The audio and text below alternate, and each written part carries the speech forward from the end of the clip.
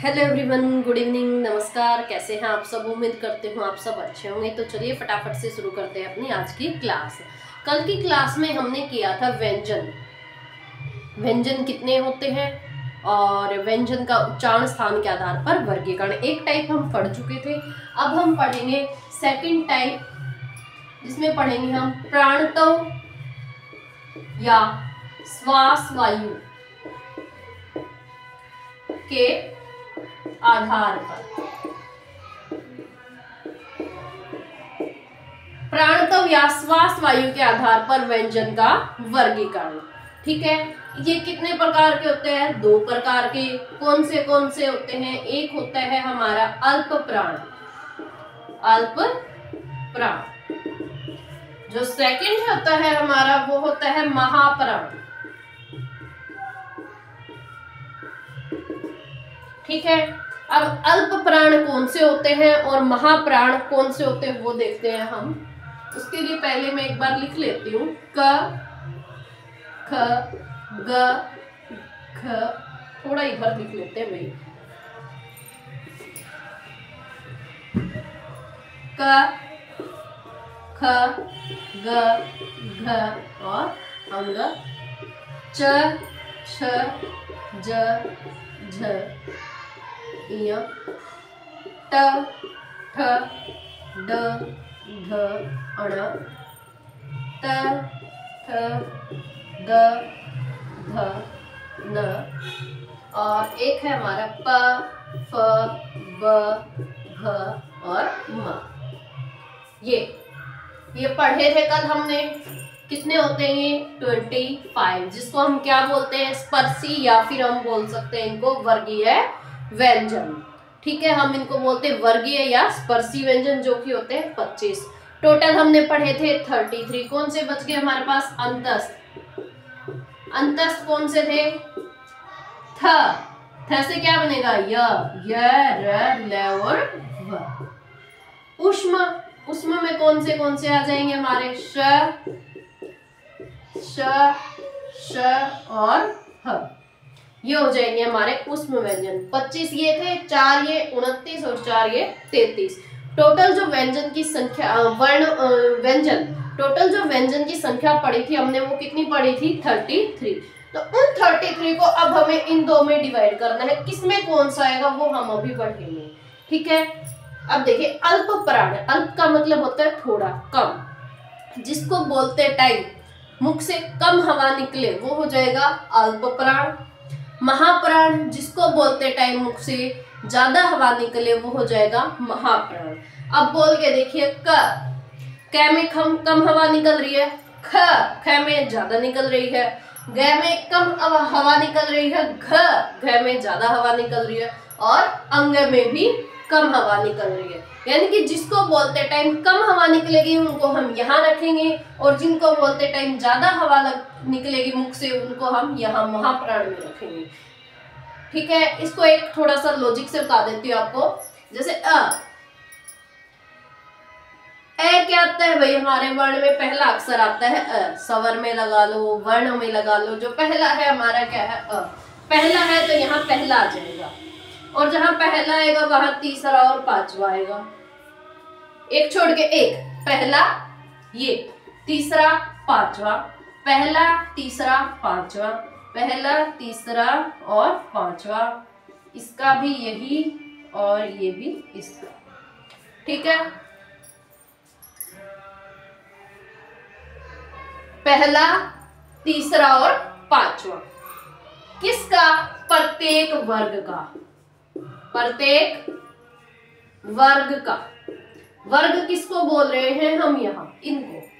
यह हो गया क वर्ग, यह हो गया च वर्ग, ट वाली लाइन को ट वर्ग, त वाली लाइन को त वर्ग और प वाली लाइन को प वर्ग हम बोलते हैं। तो अल्प प्राण क्या हो जाएगा? प्रत्येक वर्ग का। प्रत्येक वर्ग यानी कि क वर्ग, च वर्ग, ट वर्ग, त वर्ग और प वर्ग। इन सभी वर्ग का पहला, तीसरा और पांचवा, जिनको मैंने अंडरलाइन किया है वो। अब पहला, तीसरा, पांचवा यहाँ चले गए, तो बचा कौन हमारा? ये दूसरा, ये और कौन सा बचा हमारा? चौथा। ये दूसरा और चौथा। तो यहां लिख देंगे हम प्रत्येक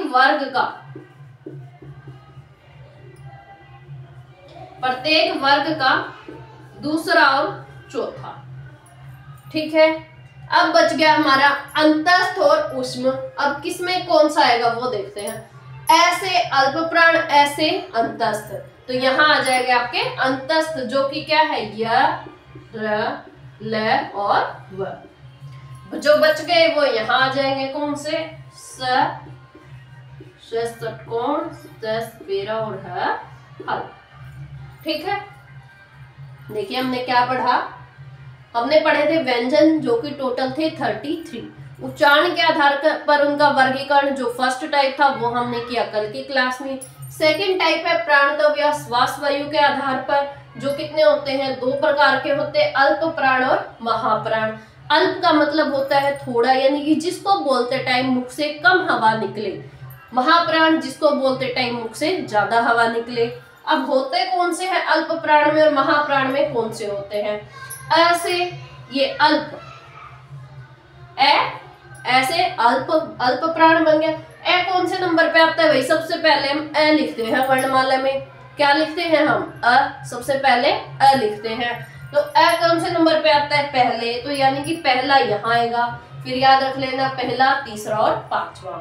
फिर कौन सा बच गया, ऐसे अल्प प्राण, ऐसे अंतस्थ, जो कि यहाँ आ जाएगा य, र, ल, व। महाप्राण में जो बच गए वो कौन से बचे, दूसरा और चौथा। प्रत्येक वर्ग का दूसरा और चौथा। और उष्म व्यंजन जो कि ये है स, श, स और ह, वो आ जाएंगे यहाँ। एक याद रहेगा तो दूसरा अपने आप याद आ जाएगा। पहले में पहला, तीसरा, पांचवा और य, र, ल, व। बाकी जो बच गए वो सारे किस में आ जाएंगे, आपके महाप्राण में। क्लियर यहां तक, आगे बढ़ते हैं।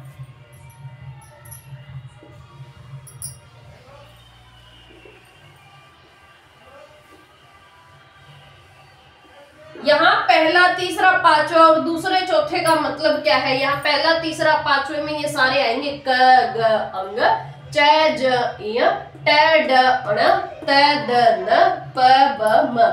वो सारे यहाँ आएंगे। सबको लिखने की बजाय हमने शॉर्ट में लिख दिया कि प्रत्येक वर्ग का पहला, तीसरा और पांचवा। और यहाँ दूसरा और चौथे से क्या मतलब है, ये लिखा ना 2 और 4, इसका मतलब है ये वाले सेकेंड लाइन वाले, और यहाँ ये फोर्थ वाले। ये सबको लिखने के बजाय हमने शॉर्ट में लिख दिया कि प्रत्येक वर्ग का दूसरा और चौथा। ठीक है, इसके बाद जो आता है हमारा स्वर तंत्र के आधार पर,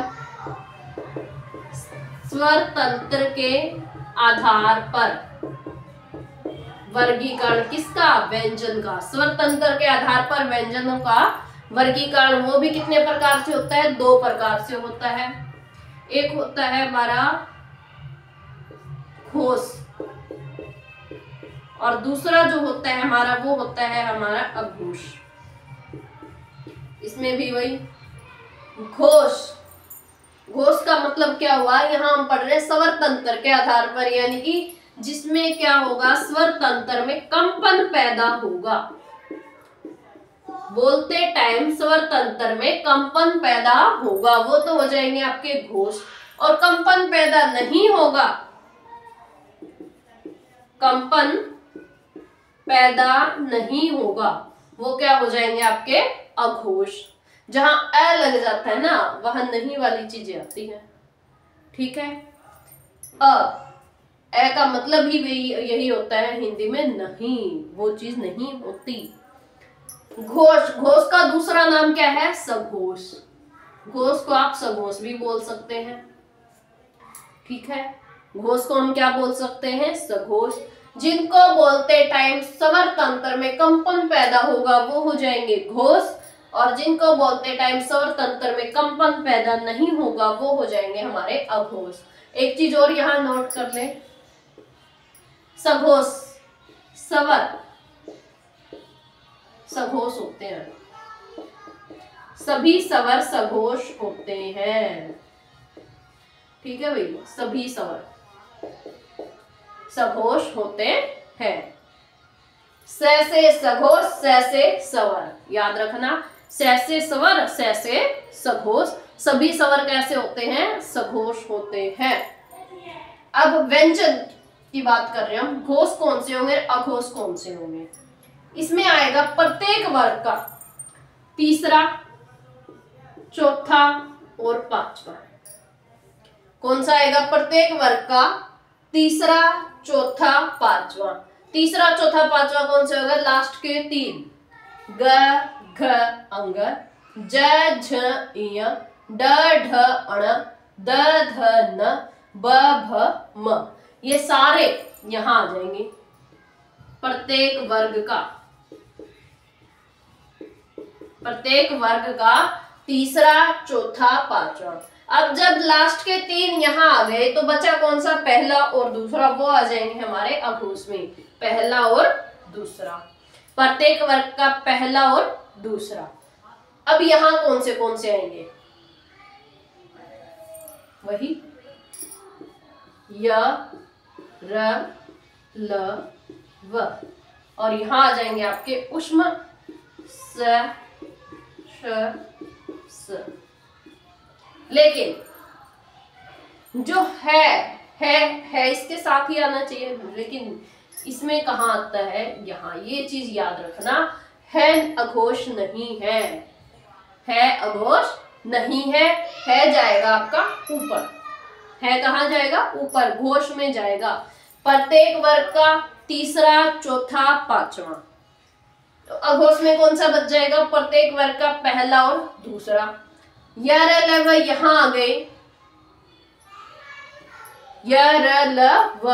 अगर यहां आ गए तो बचा कौन सा? श, स। ये यहां आ जाएंगे। है यही आना चाहिए था, लेकिन इसमें कहाँ आता है? यहाँ। ये चीज थोड़ी सी याद रखना भाई। है जो है वो क्या है आपका? घोष है, सघोष है। ठीक है, आगे बढ़ते हैं। एक थोड़ा सा मैं इनको कंपैरिजन में करवा देती हूँ। अल्प प्राण, महाप्राण, घोष और अघोष, वो थोड़ा सा आपको याद रहेगा। एक कंपैरिजन में करवा देती हूँ एक बार। सभी स्वर कैसे होंगे? घोष। स्वर कैसे होंगे? घोष या सघोष। और व्यंजन में क्या होगा? प्रत्येक वर्ग का तीसरा, चौथा, पांचवा, य, र, ल, व और ह। ये हो जाएंगे हमारे घोष। और अघोष में बच गए जो बच गए वो सारे किस में जाएंगे? अघोष में। देखिए थोड़ा सा एक कंपैरिजन में कर लेते हैं हम, थोड़ा चीजें आसान हो जाएंगी। अल्प प्राण, एक पढ़ा हमने अल्प प्राण और एक पढ़ा हमने महाप्राण। एक पढ़ा हमने अघोष और एक पढ़ा हमने घोष। देखिए थोड़ा सा इनको कंपैरिजन में याद रखते हैं। अल्प प्राण में क्या पढ़ा हमने?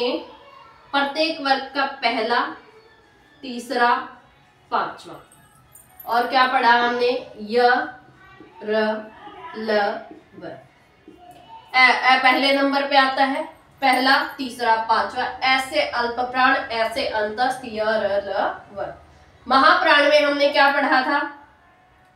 दूसरा, चौथा और स, श, स और ह। ये पढ़ा हमने महाप्राण में। दूसरा, चौथा, स, श और ह। अब अघोष में क्या था और घोष में क्या था वो देखिए। अघोष में क्या था हमारा? ये बात यहां से देखिए, दूसरे और चौथे की जगह तो क्या था हमारा? पहला और दूसरा। पहला और दूसरा।